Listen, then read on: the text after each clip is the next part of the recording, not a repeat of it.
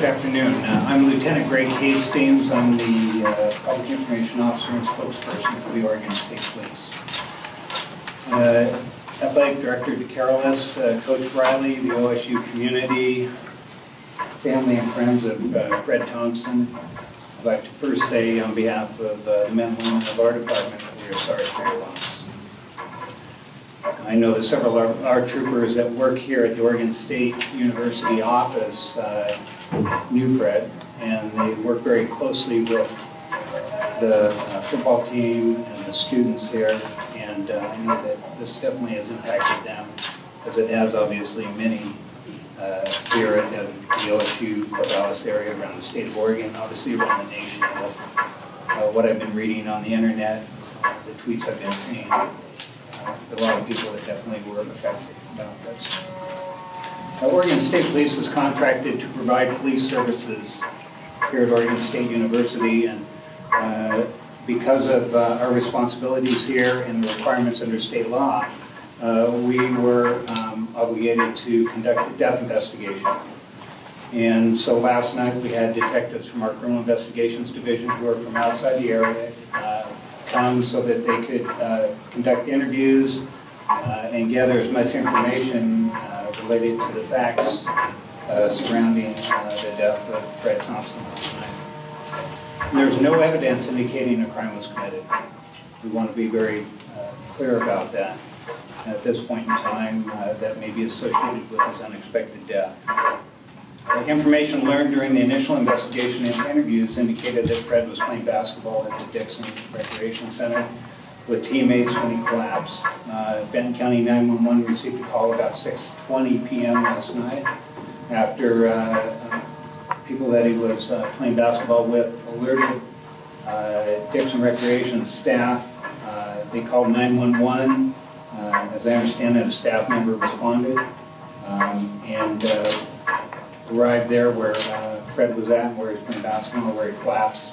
About 3 minutes after that, OSU Department of Public Safety and Corvallis Fire Department personnel started arriving on scene. Medics arrived shortly thereafter, initiated emergency medical care. That lasted for about 20 minutes here.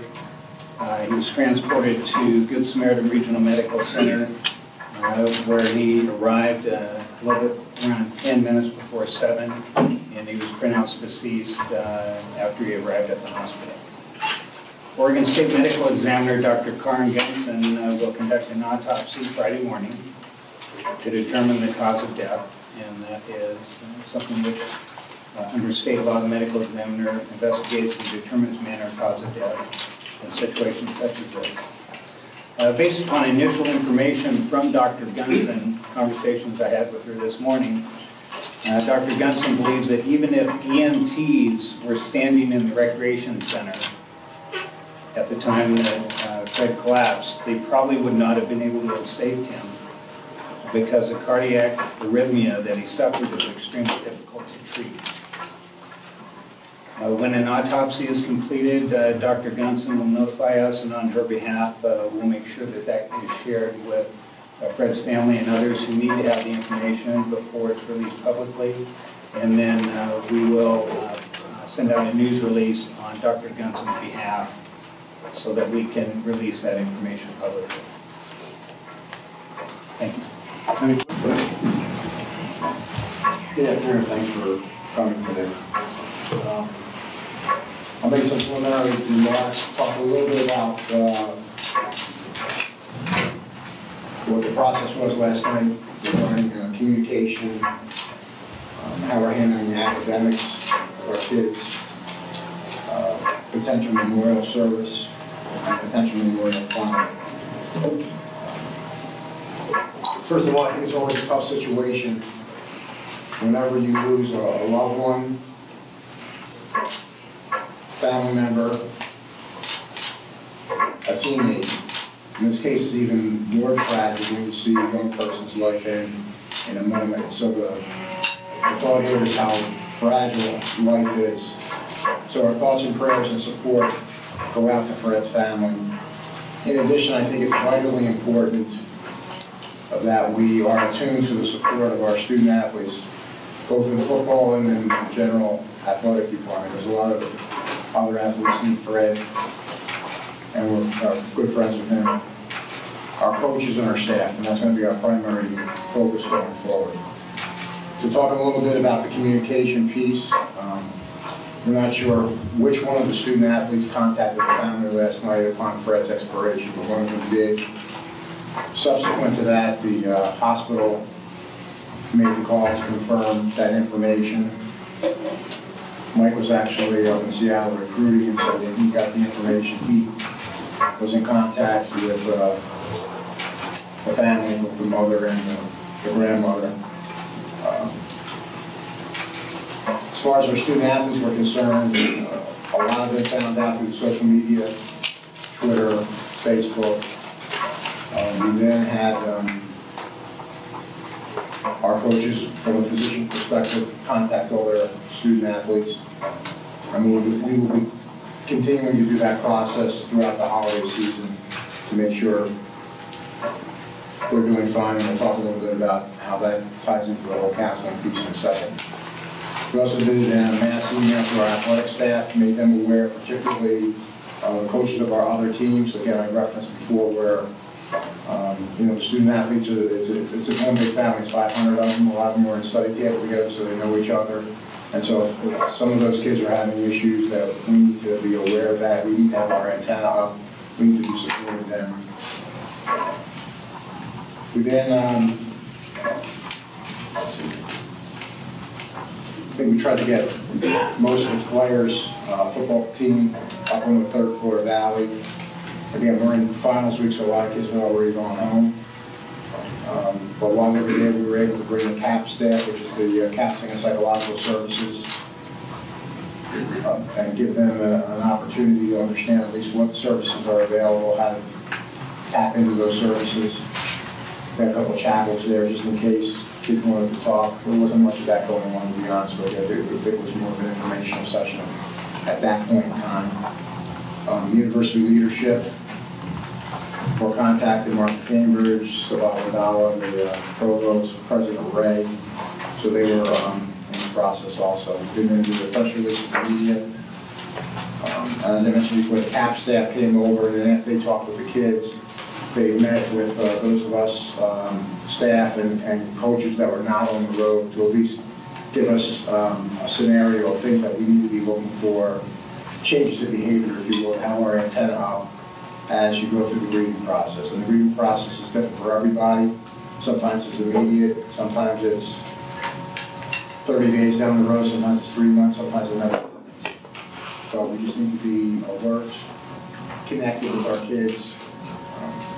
We then subsequently today, under Coach Riley's signature, sent out a letter to all the parents of the other student athletes of the football team, again, to be aware, have their antenna as far as the behavior of their son during this time.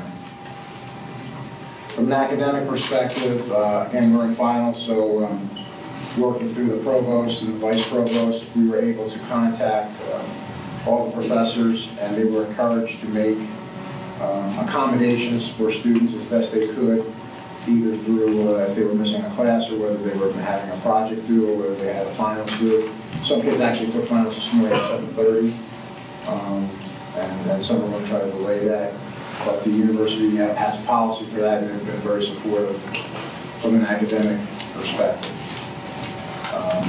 Because of the holidays and because of the finals, and because a lot of kids are either going or will be going today, that some type of memorial service, celebration of life for the athletic family, if you will, university community. Tentatively, we've got something scheduled for Sunday the 8th, which would have been the normal meeting date for the teams for the winter term. That's our tentative plan. We need to kind of walk through that a little bit to make sure we don't have any conflicts, but that's tentatively what we set up, and as we get more details, we'll alert you guys on that. The family service piece obviously is up in the air right now, but once we get more details on that, the NCAA does have accommodations through the Student Athlete Opportunity Fund, whereby we can tap into that fund and we can, feel like they want to, or for those kids that feel like they want to participate in that, it will be very expensive to pay to do that. We're working on setting up a memorial fund. We're a little hazy on where we're at right now. We're going through the logistics on that, probably something set up through the foundation. We'll see how that goes, but again, in the next day or two, we should have that set up, and as those details become available, we'll get them out to you so that you can help us spread the word. So with that, I'm going to turn it over to Coach Riley, maybe talk a little bit about from a personal side of Fred.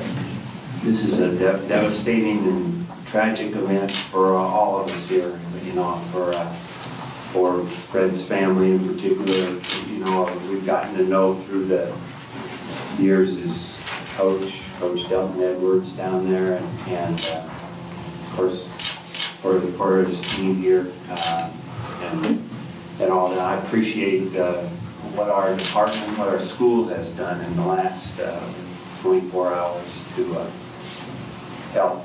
And this is just one of those things you just never want to be part of. That's it. Fred, we'll never forget Fred. Those of you that have worked with us over and been close to us have gotten to know him a little bit, and he is, I was so proud of him. He's come a long way since he got here. And, I just enjoyed him. Those of you that know him, he was fun. And he had a great smile, and he was just growing tremendously. So we will just miss him. He's a great kid. Oh, Fred, everybody liked Fred. That's the best way to say it. Big old guy, fun, great smile. I think he's just one of those guys everybody liked, and so he was like the perfect team. You know, he was young and growing and had a lot of stuff to do, but that's okay. He was really a good kid to be around.